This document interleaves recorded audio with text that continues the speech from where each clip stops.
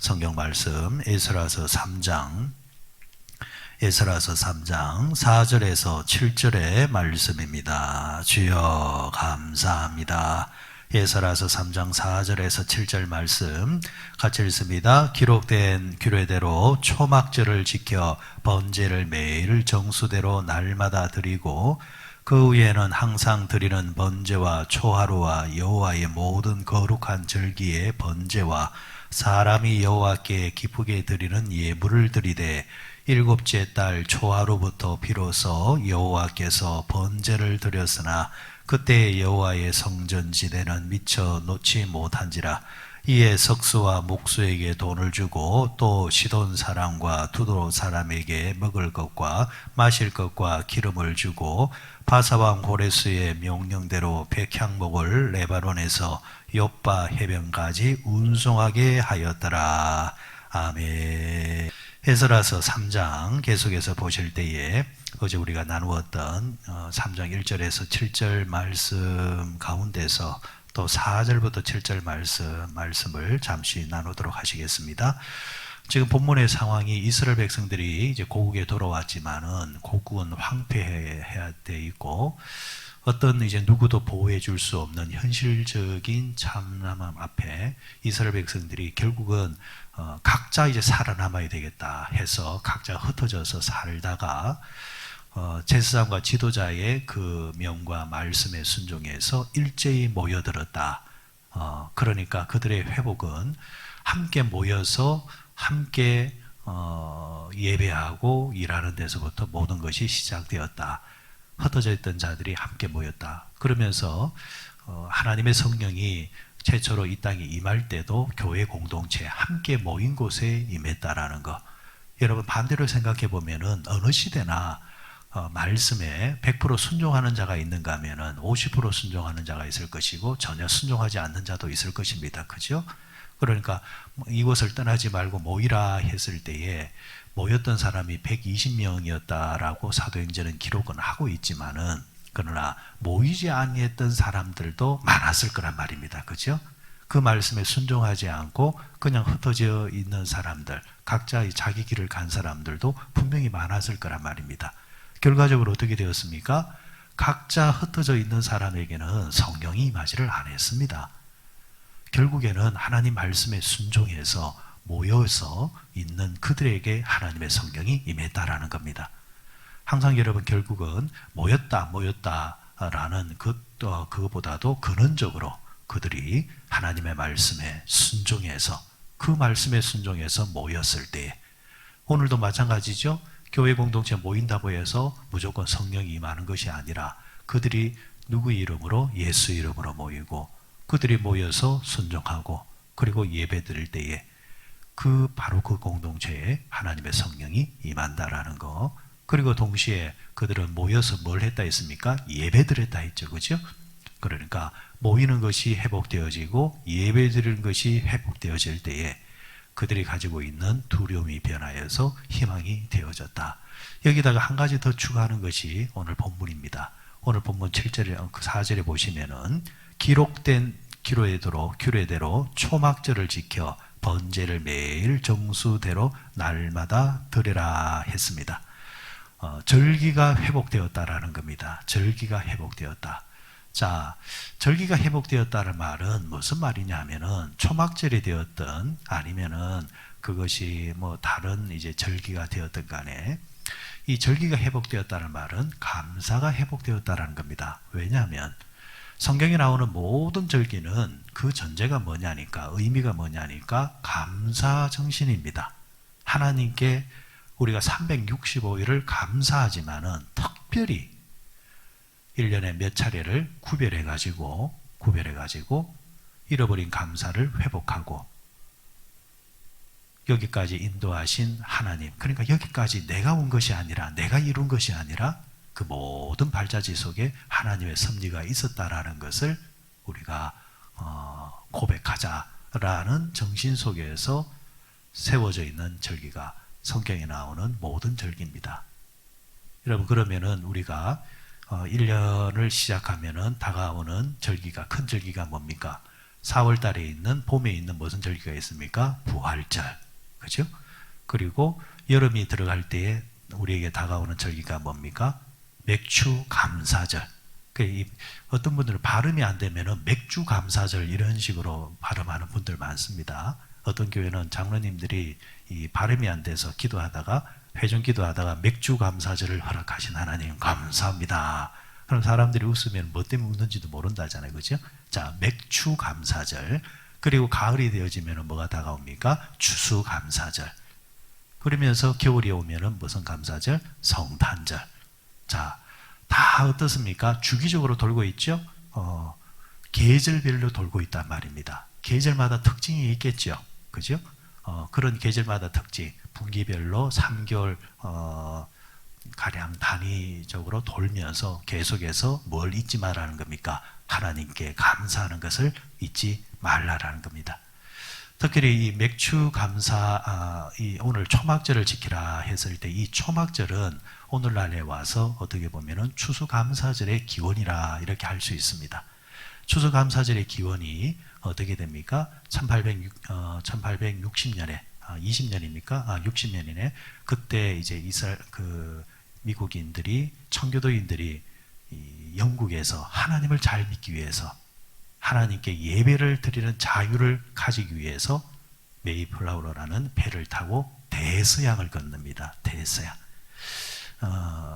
요즘하고 이 1800년대하고 이 바다를 건너는 게 다르겠죠. 그죠? 큰 바다, 대양을 이제 건너는데 이 대양을 건너는 가운데서 많은 사람이 배 안에서 죽습니다.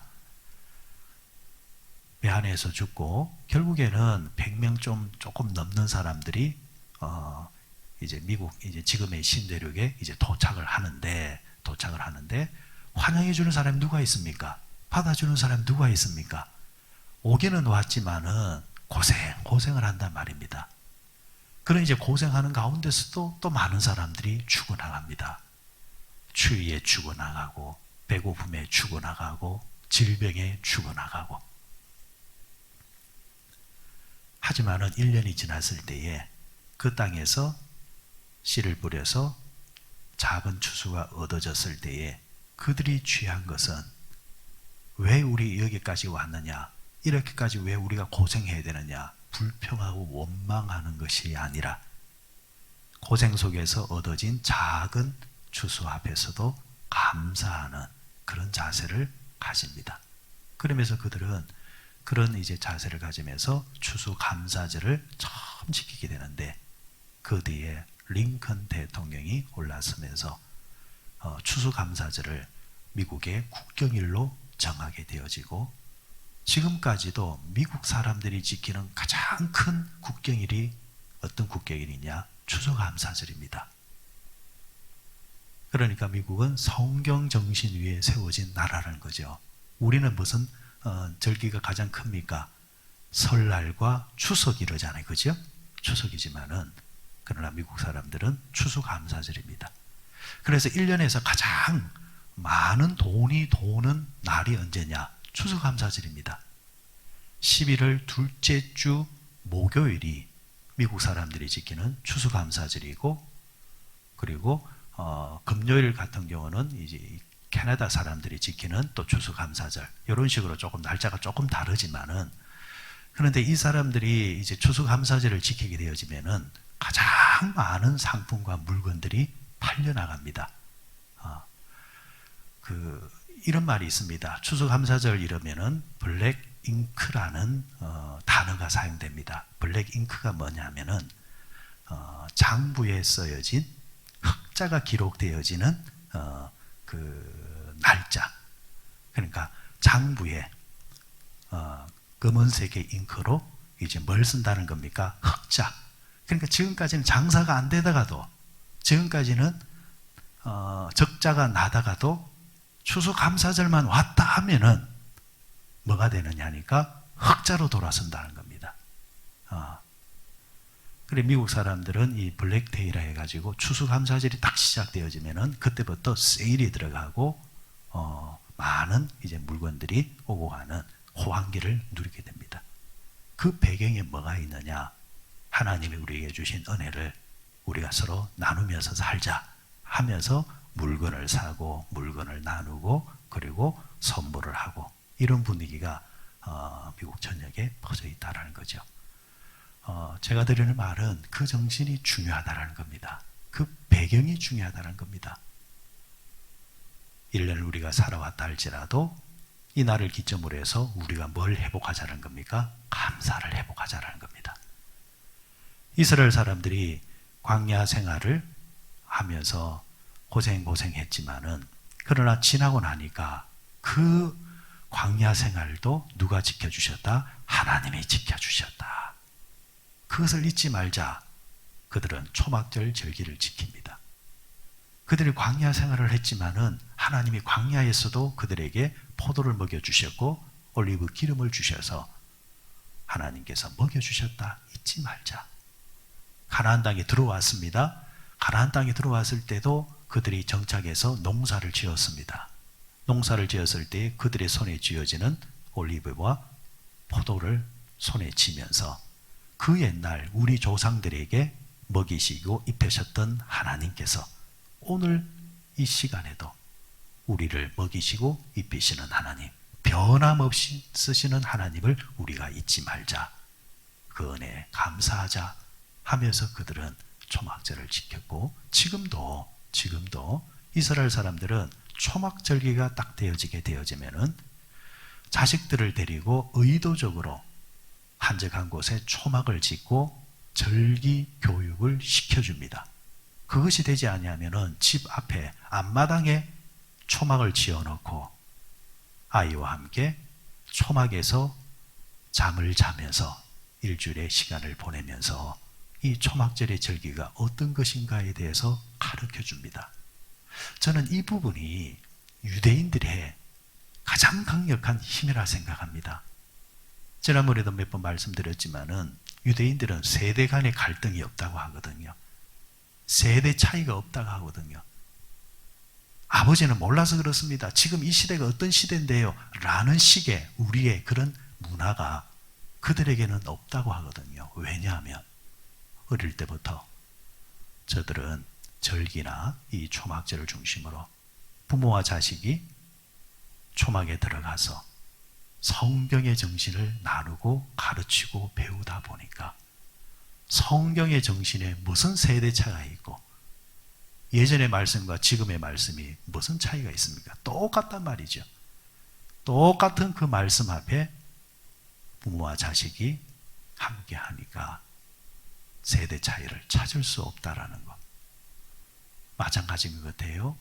오늘날 세상이 그렇다 하지만은 교회조차도 아니면은 성도들의 가정조차도 부모 자식 간의 갈등과 말이 통하지 않는다라는 것.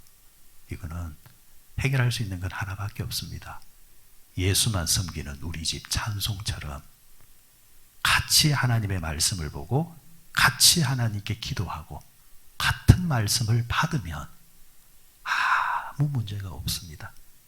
말씀 안에서 모든 것을 하나 되게 하는 힘이 있다라는 거죠. 자, 결국 여러분 오늘 3장 1절에서 7절의 전체의 말씀 회복의 3가지가 있었습니다. 공동체가 회복되어졌습니다. 두 번째가 예배가 회복되어졌습니다. 세 번째가 뭐가 회복되어졌습니까? 감사가 회복되어졌습니다. 이 3가지가 회복되어지자 드디어 이 고국에 돌아왔던 이스라엘 백성들은 나라를 재건하는데 박차를 가하고 힘을 얻게 되어집니다. 지금까지는 웅크려 있다가 겁을 내고 있다가 이 3가지가 회복되면서 용기를 얻어가지고 박차를 가하면서 성전과 나라를 재건하게 되어집니다. 그래서 여러분 결론은 이렇게 말씀드릴 수 있을 것 같습니다. 여러분 사람이 두려움의 반대를 뭐라고 말할 수 있을까요? 두려움의 반대, 용기라 이렇게 말할 수 있잖아요. 그죠? 세상은 그렇게 말합니다. 두려워하지 마라, 용기를 가져라. 그런단 말이에요. 그런데 성경은 두려움의 반대를 감사라 합니다. 신비한 겁니다. 두려울 때에 감사하면은 용기가 생깁니다. 그 원리라는 거예요. 너 힘들고 어렵지? 불안하지, 염려되지, 감사하라는 겁니다. 어려운 일이 생길 때 여러분, 두려워하기보다는 찬송하십시오. 감사하라 내 영혼아, 감사하라 내 영혼아, 내 속에 있는 것들아 다 감사하라. 이렇게 스스로 자신에게 감사하라 이렇게 외쳐보십시오. 그러면 신기하게 불안이 없어지고 염려가 없어지고 용기가 생기고 담대함이 생깁니다. 왜일까요? 감사를 받으신 분이 누굽니까? 하나님이죠. 하나님이 감사를 받으면 감사하는 그 사람의 마음을 하나님이 딱 잡아주시고 축복하시기 때문입니다. 오늘 하루 사는 동안 감사할 것이 뭐가 있느냐 한번 생각해 보시고, 여러분 요소요소에서 감사하십시오. 감사하십시오. 어떤 집사님 그래요. 목사님 살이 쪄 죽겠습니다. 감사하십시오. 살이 찐다는 말은 잘 묻고 있다라는 겁니다. 잘 묻고 있다는 겁니다. 여러분 집에 돌아가셨을 때에 옷방에 옷이 널려져 있으면 감사하십시오. 갈아입을 옷이 많다라는 겁니다. 많다라는 거예요. 한번 가만히 생각해 보면은 다 감사할 제목이에요. 다 감사할 제목입니다. 오늘 아침에 눈을 뜨고 나왔다는 것은 여러분들이 다른 사람들보다 건강하다라는 겁니다. 하나님께 감사하십시오. 그런 감사가 또 오늘을 살아가게 하는 힘을 주시고 또 능력을 주신다라는 것을 잊지 마시고 항상 감사하며 사는 우리 모두 되시길 바랍니다.